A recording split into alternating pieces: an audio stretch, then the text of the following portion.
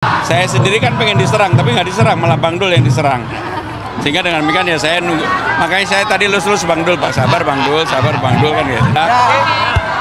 Jadi Gimana Bang hari ini debatnya?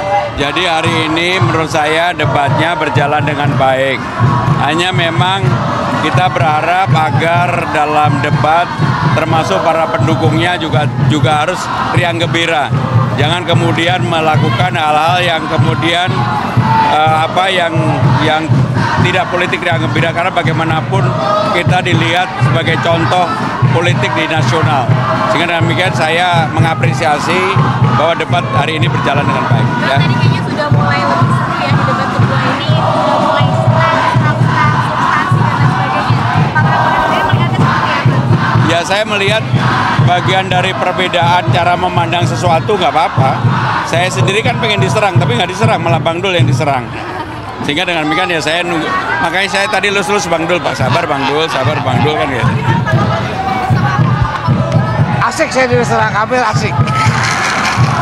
Padahal apa yang diserang dia tahu soal Banten. Tapi ngapain mesti bahas soal Banten kan? Kita pilkada DKI kok ngapain mesti bahas Banten. Nah tapi artinya itulah perdebatan nih seperti itu. Tapi udah kelar ya. Kita di belakang udah beres tadi. Ya.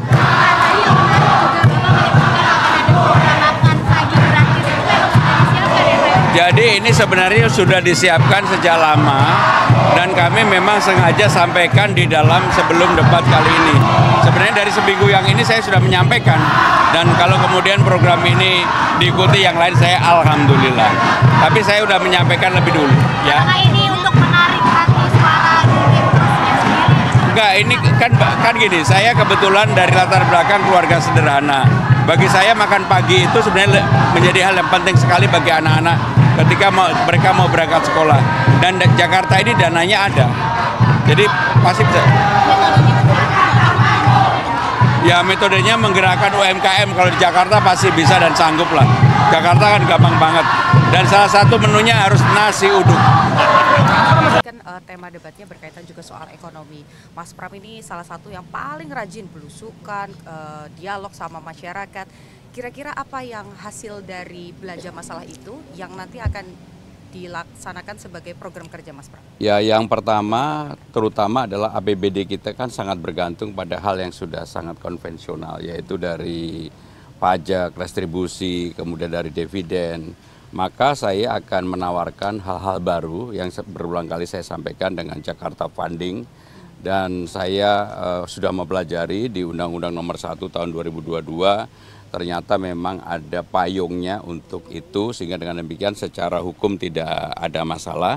Dan ini kan sudah menjadi sukses faktor di Indonesia Funding. Sehingga dengan demikian, dengan adanya Jakarta Funding merupakan terobosan baru bagi Jakarta yang selama ini hanya bergantung pada pajak, restribusi, dan dividen. Sekarang ada income atau revenue baru dari Jakarta Funding. Ada juga yang hari ini deklarasi untuk dukung Mas Pram, tapi minta jaminan soal harga sembako dan lain-lain ini bisa dipastikan aman. Itu bisa keluar dari Mas Pram jaminannya bahwa jadi harga sembako ini sebenarnya sudah dirintis oleh gubernur sebelumnya, baik oleh Pak Ahok maupun Pak Anies. Mereka sudah mengikat kerjasama dengan beberapa farming yang ada di Indonesia. Yang menjadi persoalan di sembako ini adalah agar yang pertama stoknya cukup, yang kedua kontrak jangka panjang sudah dilakukan dan itu akan kami lanjutkan kalau saya jadi gubernur. Dengan demikian maka akan terjaga harganya, apalagi pemerintah daerah melalui Pasar Jaya, kemudian juga melalui farming food yang di Cibinang Raya bisa melakukan intervensi apabila harga itu mengalami kenaikan. Sehingga saya meyakini selama tidak ada sesuatu gejolak yang luar biasa, kondisinya tetap seperti ini, maka harga sembako pasti akan bisa dikontrol. Mas, untuk memperkecil gap kesenjangan antara ekonomi yang tinggi dan juga yang rendah, apakah Jakarta Fund ini juga bisa menjadi jawabannya atau apa nanti ada program? Jadi yang pertama saya akan menyelesaikan persoalan-persoalan yang ada di bawah. Kartu Jakarta Pintar, Jakarta Sehat, lansia, difabel, dan sebagainya. Itulah yang menjadi landasan dasar untuk memperkecil ketimpangan supaya orang mendapatkan kesempatan yang sama. Yang kedua yang tidak kalah penting adalah seperti yang saya sampaikan di Balai Rakyat kan ada balai latihan kerja dan membuka lowongan pekerjaan seluas mungkin, termasuk PPSU yang selama ini menjadi SLTA, maka kita dorong betul-betul menjadi SD, sehingga yang penting baca tulis, lulusan SD bisa baca tulis, bisa bekerja, dan mereka kemudian kita adakan pelatihan. Dan yang namanya balai latihan kerja itu bukan hanya sekedar melatih orang untuk belajar mengelas, yang bayangannya begitu, bukan, termasuk untuk menjadi konten kreator, menjadi apapun yang sesuai dengan perkembangan sekarang ini, termasuk ekonomi digital.